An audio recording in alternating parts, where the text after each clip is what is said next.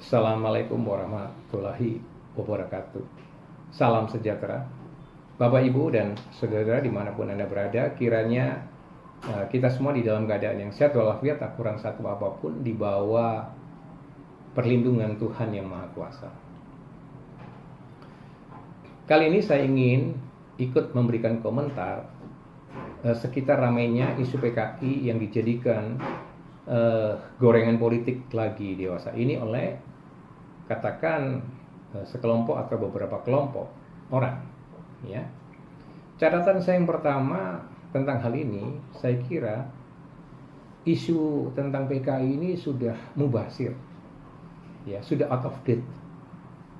Karena secara resmi organisasi politik yang namanya PKI itu memang sudah dibubarkan, gitu.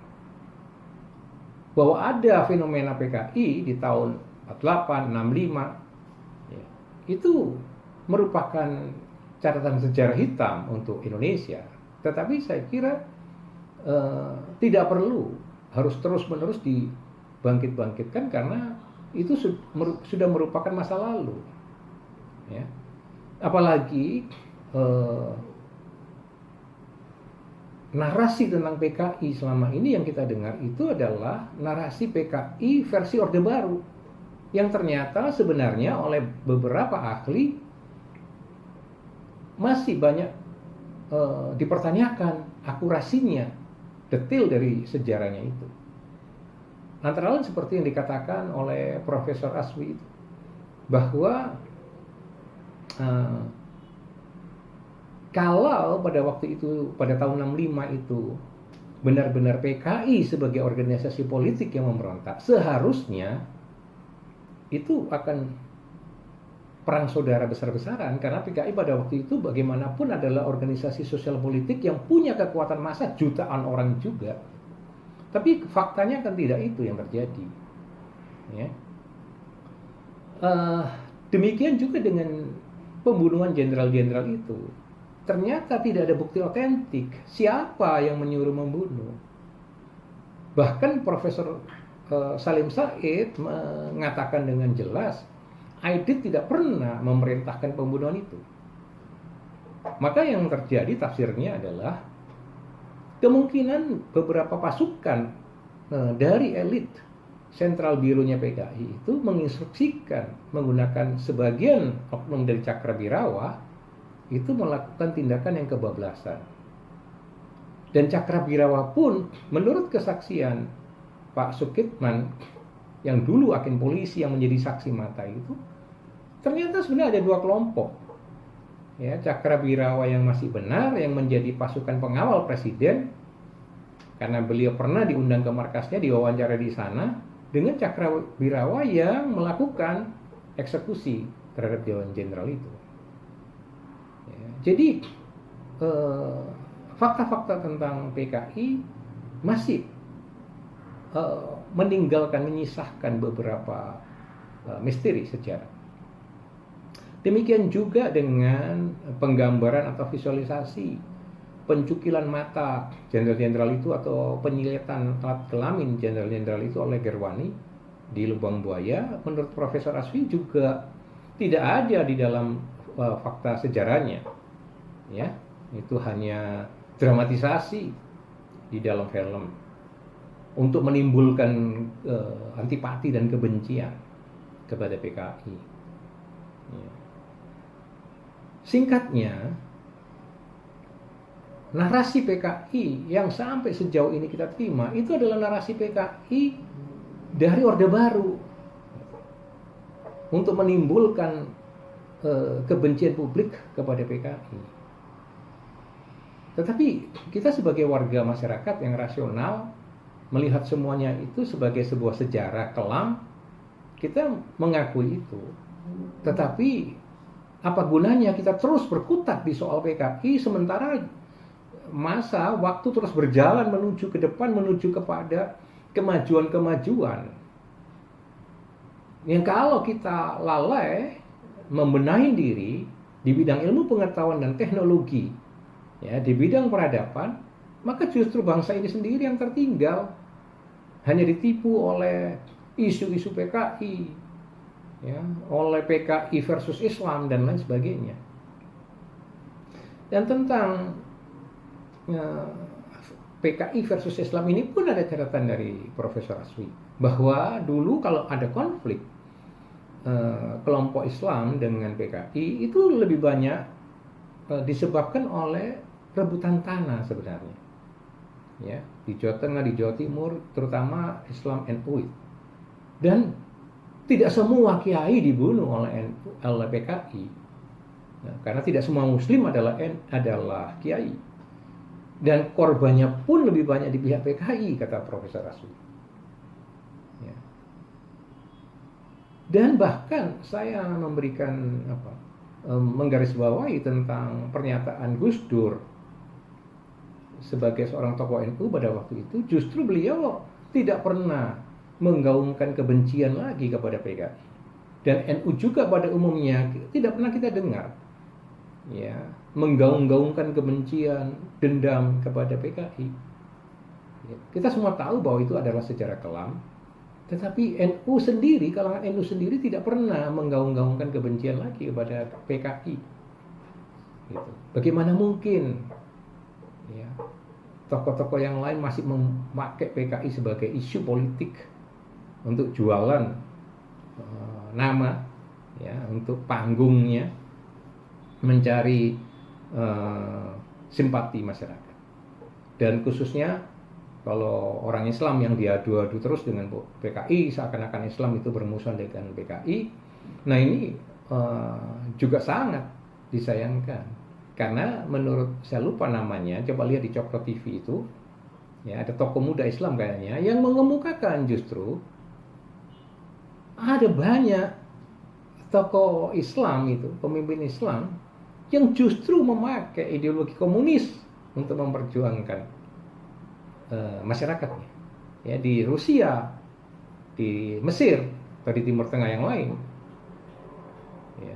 Nah itu kan pencerahan buat masyarakat Islam Indonesia, bahwa ternyata pemimpin-pemimpin Islam pun ada yang berideologi komunis, menggunakan ideologi itu untuk katakanlah menjadi tools of social engineering, gitu, untuk menjadi mesin perubahan masyarakat atau perjuangan untuk masyarakatnya.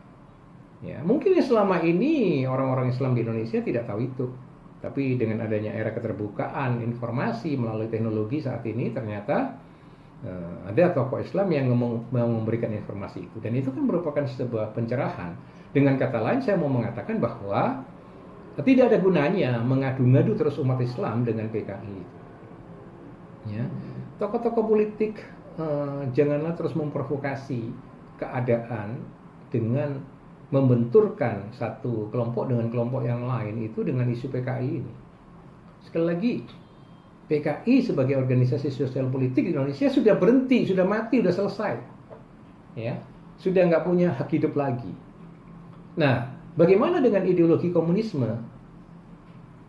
Ideologi komunisme juga demikian.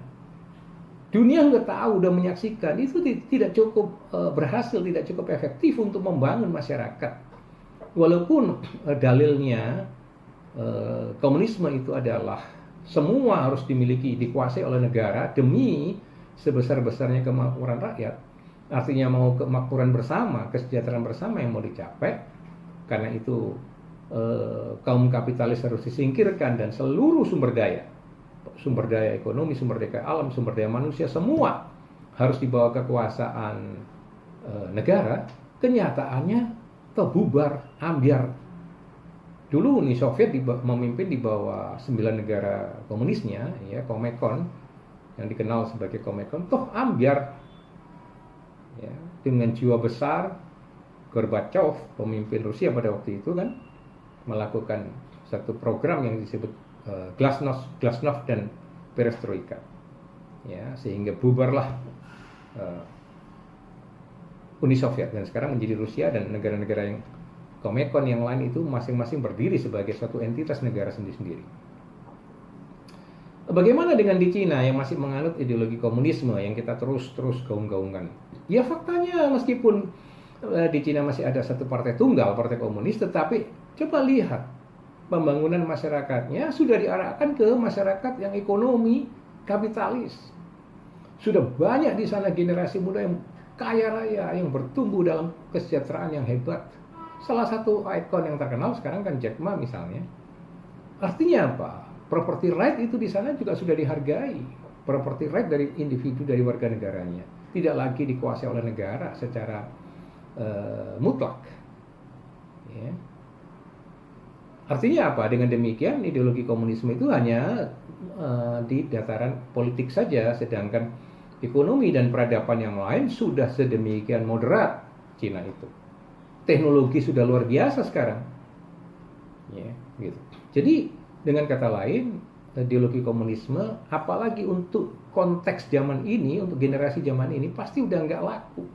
Karena bagaimana mungkin generasi yang saat ini sudah hidup menikmati kehidupan dalam kebebasan, ya, di dalam suatu cita-cita yang ingin mencapai kesejahteraan, kemajuan di bidang ilmu pengetahuan dan teknologi dengan penuh kebebasan itu, lalu mau hidup di bawah ideologi yang totaliter. Saya kira 90% generasi ini saya yakin tidak akan doyan dengan ideologi yang semacam itu. Bukan hanya ideologi komunisme, tapi juga ideologi agama yang fundamentalis, yang totaliter itu. Mereka kan juga melihat kenyataan di Timur Tengah. Bagaimana ISIS gagal, ya, bagaimana gerakan-gerakan Islam khilafah dan fundamentalis dan radikalis itu gagal. Karena tidak ada satupun ideologi yang sifatnya totaliter itu sungguh-sungguh bisa mengembangkan negara dan masyarakatnya atau manusia. Nggak mungkin. Ya, semua ideologi yang menekan yang totaliter itu hanya membenamkan masyarakat ke bawah, bukan menumbuhkan. Coba lihat fakta saja, semaju-majunya negara-negara yang hidup di bawah sistem totaliter itu masih tetap tertinggal dibandingkan negara-negara yang menganut, yang hidupnya dengan sistem demokrasi. Ya. Semaju-majunya Rusia saat ini masih tertinggal dengan kemajuan Amerika. Ya, semaju-majunya Korea Utara masih jauh tertinggal dengan kemajuan Korea Selatan. Ya, dengan Jepang dan lain sebagainya. Ya. Jadi pasti ideologi yang totaliter, termasuk komunisme itu sudah pasti tidak disukai oleh masyarakat, oleh generasi zaman ini. Gitu. Jadi oleh sebab itu tidak rasional dan tidak proporsional bila mana masih saja ada pihak-pihak yang menggunakan PKI menjadi isu gorengan politik untuk mencari nama, mencari pamor, ya, mencari simpati dari masyarakat. Ya. Nah, sekarang masyarakat Islam dengan era keterbukaan ini sudah menjadi terbuka dengan informasi-informasi itu, sehingga saya yakin tidak mudah lagi diadu domba, gitu, dihasut, diprovokasi, benci pada komunisme. Karena salah satu contoh yang tadi saya katakan bahwa ada tokoh muda Islam, itu saya lupa namanya, yang tampil di Cokro TV itu menginformasikan bahwa ada tokoh-tokoh muslim malahan yang menganut ideologi komunis, ya, untuk memperjuangkan umatnya atau masyarakat, ya, ada di Rusia, di Mesir atau di Timur Tengah yang lain. Jadi keliru kalau Islam dihasut untuk terus-menerus membenci. Konflik horizontal antara PKI dengan Islam dulu, terutama dengan kalangan NU yang ada di berbagai daerah, khususnya di Jawa Tengah dan di Jawa Timur, diberikan catatan oleh Profesor Aswi itu kan, itu hanya gara-gara rebutan tanah. Dan tidak semua kiai itu dibunuh oleh PKI. Dan korban yang lebih banyak justru dari konflik itu adalah justru PKI.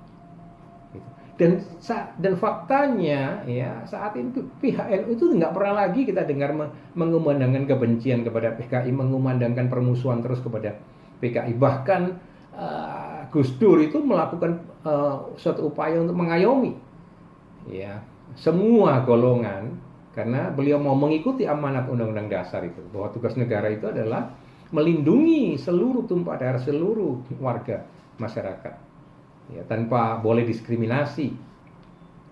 Nah, coba kalau kalangan NU sendiri saja sudah semacam itu jiwanya, pemikirannya, Ya, kenapa masih ada orang yang terus-menerus menggaungkan seakan-akan Islam bermusuhan, terus diciptakan ya, narasi kebencian begitu ya, seakan-akan Islam adalah musuh bebuyutan dari PKI. Saya kira kan itu pembodohan, ya, pembodohan bagi umat Islam sendiri, gitu. Ya, apalagi sekali lagi ternyata di dunia ini ada juga tokoh-tokoh Islam yang malah menganut ideologi komunisme. Ya. Nah, dengan demikian, maka baik PKI di satu sisi, ideologi komunis di sisi yang lain, atau juga ideologi totaliter lain, itu nggak akan laku lagi di dunia ini, termasuk di Indonesia. Ya, karena generasinya sudah hidup di bawah sistem demokrasi, di bawah kebebasan. Menjadi persoalan bahwa sistem demokrasi di Indonesia belum berjalan cukup baik, ya, penghormatan hak asasi manusia belum cukup baik, penghormatan atau perwujudan keadilan sosial di Indonesia belum cukup baik, gap kaya miskin yang sangat lebar seperti tercermin di Gini ratio atau di koefisien Gini yang tinggi, itu merupakan fakta, ya, bahwa ekonomi saat ini, apalagi saat ini juga memang masih ambyar, ya, lalu kemiskinan dan pengangguran banyak meningkat, ya. Itu merupakan fakta-fakta yang boleh saja kita kritisi, boleh saja kita mengingatkan pemerintahan saat ini untuk sungguh-sungguh berupaya memperbaiki semua kondisi itu, termasuk soal-soal keadilan hukum, ya, revolusi mental pada aparat penegak hukum yang sama sekali belum berjalan, ya, karena seperti terbukti ada banyak perwira tinggi, jenderal-jenderal polisi yang menyalahgunakan kewenangan, ya, untuk kejahatan. Demikian juga oknum-oknum jaksa yang bersikap berbuat semacam rampok malahan, bukan seperti penegak hukum. Itu merupakan fakta, dan kita boleh mengingatkan, menghimbau, mengkritik pemerintah untuk memperbaiki semuanya itu, ya. Kritik terhadap cokonisme dan lain sebagainya, boleh-boleh saja kita mengkritik itu dan mendorong pemerintah supaya melakukan langkah-langkah perbaikan. Ya, saya setuju dengan semua kritik dan pengamatan itu, dan itu merupakan hak masyarakat dalam negara demokrasi, dan itu di Indonesia memang juga dijamin oleh konstitusi, oleh Undang-Undang Dasar 45. Tetapi masalahnya mengkritik hal-hal yang belum beres di negara kita ini, baik di lapangan ekonomi, hukum, hak asasi manusia, ya, keadilan sosial, gap kaya miskin dan sebagainya, itu kan tidak harus meleverage memakai isu PKI menjadi gorengannya, gitu, ya, menjadi alat instrumen untuk menuju ke sana. Marilah kita kritik pemerintah dengan etiket baik, gitu, ya, kita berikan kritik dengan etiket itu berbeda sekali. Mengkritik dengan etiket baik, memberikan masukan-masukan dan teguran-teguran kepada pemerintah dengan etiket baik, itu berbeda sekali dengan motivasi orang ingin menjatuhkan, ingin mendiskreditkan pemerintahan yang sah, yang sedang berkuasa. Itu berbeda sekali etiketnya, ya. Bahwa sekarang ini kekuasaan seperti terlihat tersentral kepada presiden oleh karena parlemennya pun berada di bawah pengendalian presiden, ya, karena mayoritas masuk dalam koalisi begitu, masuk ke sentral istana, ya itu kan persoalan keputusan politik dari partai-partai politik, ya kan? Ya kalau memang itu mereka mau merapat semua ke Pak Jokowi, ya siapa yang salah? Ya, itu keputusan politik mereka, keputusan politik dari partai-partai politik kan, gitu. Jadi tidak perlu kita harus menyala-nyalakan Pak Jokowi, menyerang Pak Jokowi dan sebagainya. Nah, kalau kebijakan-kebijakan publik beliau kita rasakan masih kurang baik, belum berhasil, belum efektif, mari kita kritik, mari kita berikan masukan. Termasuk misalnya penanganan COVID-19 yang belum efektif, ya, boleh kita kritik. Lalu digelontorkannya dana ratusan triliun untuk memberikan bantuan kepada rakyat ini melalui berbagai organisasi atau institusi. Ada yang lewat Kementerian Koperasi UMKM, ada yang lewat Kementerian Sosial, ada yang lewat Kementerian Kesehatan, ya, dan lain sebagainya. Mari kita awasi supaya dana itu tidak dikorupsi, tidak dimakan oleh kroni-kroni birokrat, ya. Mari kita awasi. Kalau kita ketemukan fakta itu, kita angkat saja, kita laporkan saja, meskipun di undang-undang tentang pemulihan ekonomi nasional itu nggak bisa dipidanakan dan lain sebagainya. Saya percaya itu bukan maksud presiden untuk melindungi kejahatan. Saya percaya kita mesti mengerti secara rasional dan proporsional bahwa maksud dan tujuan presiden hanya ingin mengayomi aparat birokrat agar tidak takut mengambil kebijakan, menjalankan program sesuai dengan maksud dan tujuan dari digelontorkannya uang itu. Ya, tapi kalau memang ada kejahatan di sana, mari kita laporkan, mari kita kritisi, gitu. Ya, jadi tidak usah dengan serangan-serangan murahan dengan mengangkat isu PKI terus-menerus menyerang pemerintah yang sah, ya, dengan menuduh melonggarkan PKI, membiarkan neo PKI dan sebagainya dan sebagainya. Ini kan satu hal yang tidak masuk akal. Dan sebenarnya di sana katanya ada tokoh-tokoh yang berpegang kepada akal sehat. Mestinya itu diingatkan agar hal-hal yang tidak sesuai dengan akal sehat itu nggak dipakai menjadi instrumen untuk kepentingan politik mereka. Gitu. Ya, jadi saya ingin mengajak agar masyarakat tidak terprovokasi, ya, sehingga mari kita terbiasa dengan kehidupan yang lebih beradab. Ya, dengan menekankan kemanusiaan yang adil dan beradab itu, sehingga perbedaan, ya, kemajemukan itu kita hargai dengan sangat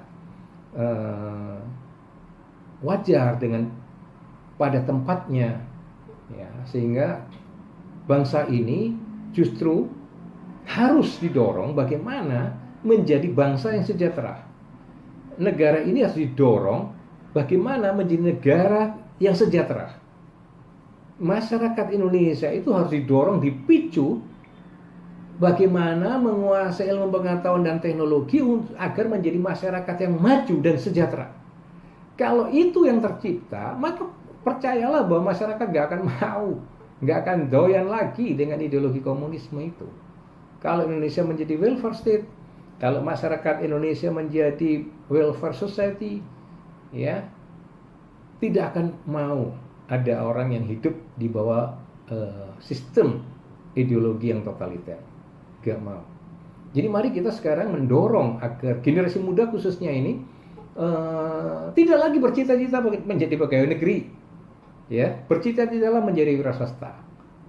Sebuah negara hanya bisa sejahtera, cepat, makmur kalau wira swastanya banyak. Nah, bahwa sekarang itu terjadi gap kaya miskin tinggi oleh karena memang orang kayanya masih terlalu sedikit di Indonesia ini. Ya, kelompok the have masih terlalu sedikit. Nah, jadi kalau sebab itu bagaimana? Ya mari kita dorong generasi muda, jangan menimbulkan narasi kebencian, jangan memprovokasi iri terus kepada orang kaya. Itu kan kehebatan mereka, pinternya mereka. Bahwa kemudian orang-orang kaya itu berbaikan, berdekatan dengan penguasa, ya itu terjadi di mana-mana. Bukan hanya di Indonesia. Ya, nanti yang menyerukan berpolitik itu dengan cukomisme, ya nanti ujungnya juga akan perlu cukong. Kalau dia sendiri tidak kaya. Orang berpolitik di Indonesia ini modalnya besar. Ya, kan hanya 1-2 partai saja yang bosnya itu cukong, yang bosnya kaya raya. Tapi partai-partai yang lain mana? Kan banyak tokoh politik mampu didukung oleh masyarakat, tapi tidak punya modal. Nah, tentu mereka juga memerlukan modal dari para kapitalis, dari para cukong. Itu kan hal yang wajar dimanapun antara kekayaan dan politik itu sudah memang selalu simbiosis gitu ya, terjadi mutualisme simbiosis di mana-mana, itu hal yang wajar. Jadi kita tidak usah heran soal itu. Nah, sekarang yang menjadi persoalan adalah bagaimana kita mendorong bangsa ini untuk maju. Ya, jangan dibiasakan menimbulkan kebencian, sirik, iri hati. Jangan. Mari kita dorong dengan peradaban yang semakin tinggi, dengan kesadaran pendidikan yang semakin tinggi, penguasaan ilmu pengetahuan dan teknologi yang semakin tinggi, kewirausahaan yang semakin besar, maka bangsa ini akan maju. Ya, sehingga dengan demikian keadilan sosial juga akan terus meningkat. Sekali lagi, kalau negara ini menjadi negara sejahtera, masyarakatnya semakin sejahtera, keadilan sosial semakin terwujud dengan baik, ya, penghargaan, penghormatan kepada hak asasi dan kepada harta milik pribadi juga semakin baik, penegakan hukum semakin baik, ya, moralitas para penegak hukum itu juga semakin baik. Saya percaya generasi ini akan lebih memilih demokrasi daripada ideologi totaliter. Nah, untuk menjadi sejahtera itu tantangan kita bersama. Ya, itu bukan hanya tugas pemerintah. Memang tugas utamanya adalah pemerintah. Tetapi kita sebagai masyarakat swasta, mari kita bisa berpacu, ya, bisa bergerak dengan inisiatif sendiri tanpa harus banyak bergantung dari pemerintah. Ya, mentalitas kewirausahaan ini yang harus ditumbuh kembangkan di masyarakat Indonesia. Ya, budaya untuk menjadi wira swasta ini yang harus ditumbuh kembangkan di masyarakat Indonesia, sehingga tidak lagi mentalnya terus hanya ingin menjadi pegawai negeri dan seterusnya. Ya. Nah, dengan demikian sekali lagi harapan saya, mari kita kritisi hal-hal yang belum beres di negara ini. Ya, tetapi mengkritisi hal-hal yang belum beres tidak harus menggunakan PKI sebagai barang dagangan. Ya. Dan tidak harus, jika kita mau mengkritisi atau ikut membereskan keadaan yang tidak beres itu, marilah dengan itikat baik, sehingga tidak selalu menimbulkan narasi kebencian, pengadu dombaan, ya, kelompok-kelompok masyarakat. Tapi marilah justru menjunjung tinggi, memuliakan kemajemukan, kebersamaan di tengah-tengah perbedaan. Demikian pesan advokasi publik saya sebagai rakyat kecil, agar di sana tahu bahwa walaupun ada rakyat kecil sekalipun tetap bisa mengkritisi dengan logika yang baik. Terima kasih dan salam